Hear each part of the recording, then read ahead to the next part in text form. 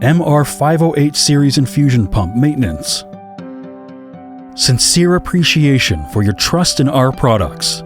In order to ensure that this product can be used correctly and run safely, please carefully read the operation method. After each use of the infusion pump, the surface should be cleaned in time to avoid accumulation and hardening of the spilled liquid. The cleaning agent specified by the manufacturer must be used for cleaning. The specific steps are as follows. Turn off the power of the infusion pump and disconnect the power cord from the power outlet. Clean the surface of the infusion pump with a soft cloth dipped in an appropriate volume of ethanol, concentration 75%.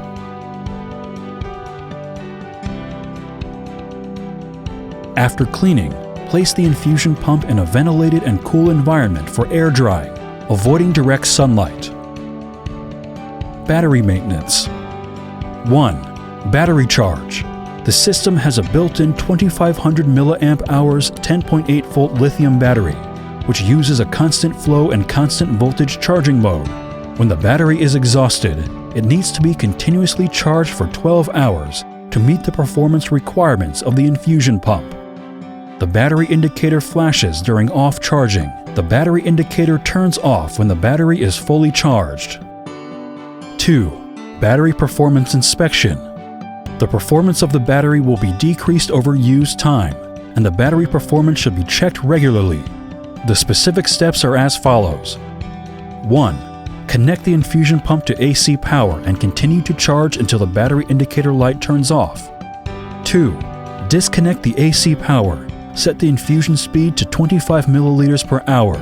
Start the infusion pump to run until it is turned off.